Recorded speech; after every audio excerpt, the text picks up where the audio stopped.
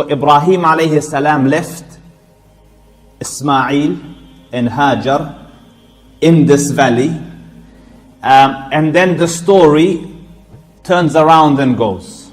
So our mother Hajar calls to him, "Where are you going? Why are you doing this? Why are you leaving us?" And he didn't respond. And then after her insistence, she says, "Allahu amaraka bihada, has Allah ordered you to do this?" And he said yes. So she said, "Go, Allah Rabbul Izzah la yudayya'una, He will not let us perish." And I said last week that we will talk about Hajar alayhi salam. So I will come back to this little incident in a moment. So Ibrahim alayhi salam goes to a place where they can't see him, like he walks, he rides away. And then when he's out of sight, he turns towards the direction of the Kaaba. At this stage, the building is not built. But Ibrahim knows that this is where the house of Allah will be. بِدَلِيلِ قَرِينَةِ الْآيَةِ. So he makes the dua, رَبَّنَا إِنِّي أَسْكَنْتُ مِنْ ذُرِّيَّتِي بِوَادٍ غَيْرِ ذِي زَرْعٍ عِنْدَ بَيْتِكَ الْمُحَرَّمِ. O Lord, I have left my progeny in an unvegetated valley. There's no life in sight. There's no vegetation in sight. By the foundations of your house. So it means he knows that the house of Allah will be here. And then he says, رَبَّنَا لِيُقِيمُوا الصَّلَاةِ. O Lord, so that they might establish salah in this place. فَجْعَلْ أَفْئِدَةً مِّنَ النَّاسِ تَهْوِي إِلَيْهِمْ. So turn the hearts of people towards them. وَارْزُقْهُمْ مِنَ الثَّمَرَاتِ لَعَلَّهُمْ يَشْكُرُونَ. And provide them with provisions so that they might be grateful to you. Normally when humankind inhabit a place, decide to build a civilization, a little village, something there are certain things they look for. For example, when Captain Cook came to Australia, when he was doing the analysis, he saw a lot of greenery. So scholars say it had just rained recently, these little weeds that grow in Australia and die after a few days, it had grown. So he said the place is very fertile. Australia is an arid or semi-arid place. It's not a very fertile place. But that kind of tricked him and he decided he's going to come and settle here. But so they look for fertile land, they look for water, they look for access, they look for topography. Mecca doesn't have any of that. No water in sight. Land, fertile from what? It's rock. Access minimal. So it has not, but Ibrahim asks, "Ya Rab, turn people to come here and also provide for them." And subhanallah, go to Mecca today, the surprise of my life, I found kiwi fruit in Mecca. That's from our parts here, from New Zealand and Australia. Kiwi fruit in Mecca. Why? In response to the dua of Ibrahim, وَرْزُقْهُمْ مِنْ ثَمَرَاتٍ, and provide for them from provisions. And this is not now, throughout time, although there was nothing going for them, Allah has kept the doors of plenty open for them. So our mother Hajar alayhi salam, the first thing to note about her is look at her knowledge of Allah Rabbul Izzah. She says, "Go, He will not let us perish."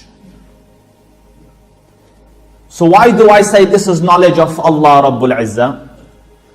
So she is there with a little bit of water and they say a little bit of dates, a sack of dates, a bit of dates and an animal skin of water. And the water pretty soon runs out. You can imagine that it's hot. That part of the world is very hot. So she's probably splashed a bit of water on him, tried to give him a bit of water. Water's ran out. And now the child, the hadith says, is twisting out of thirst. Have you seen children hungry? They look annoyed, they look frustrated. They need something to eat. So this child, and it's very difficult for parents to see. So when the mum sees the child grappling for life, it must tear the heart. So to do something, she runs to the nearest mountain to her, As-Safa, and looking for some sign of life, water. She just, up and down in agony, desperation. She runs up and down, between the Safa wal Marwa. And then she sees an angel, and there are different narrations to this. She sees an angel at the foot of Ismail. So the hadith of Bukhari just says angel. Other narrations say Jibreel. And her status is such that the angel talks to her. And this shows that angels talk to other than the prophets as well. And there are a hadith from our nation, as in from the nation of Muhammad, in which angels have talked to the Sahaba and have talked to those after them. So therefore, the angel tells her this. The angel says, don't fear perishing. Remember what she said initially? She said, Allah will not let us perish. Now the angel comes to confirm, don't fear perishing. In this valley, the house of Allah will be built. And this boy and his father will build it. And Allah will never let his people perish. And the angel went. But he smacks with his wing and Zamzam comes out. And I want you to visualize rocky mountains, relatively secluded, because not a flat land that you can see them from afar. There's mountains all around.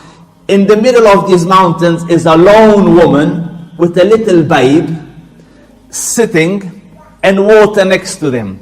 And all the surroundings, and there was not people very close, like at far distances, they've traveled in search of water. Everyone knows there's no water here. But now all of a sudden they see birds circling above, birds that come for water. So the nearest tribe that was, many miles away, they see birds flocking around this place. So they say from their knowledge that these birds come around water. And we know there's no water there. So they send someone, go check. So can you imagine the scenery? The scout comes to a place where they know is barren. There's no sign of life or water here. And now they see a lady sitting and a babe with her in water. It must be mysterious. Where did you come from? Who are you? Who are you with? Where did this water come from? So they go back and tell their people that there's a lady there and there's water with her. So the tribe comes, and I want you to see the strength of our mother Hajar alayhi salam. Because number one, any normal person left, between those mountains under that heat with no shade, no house, no tent, no nothing, would die of a heart attack. Just anxiety would build so much, like, what am I going to do? Child's going to, you understand? They will have depression and anxiety and all the rest of it. But she's sitting. And then they come, and this is all we know from the narrations. They say, can we live next to you?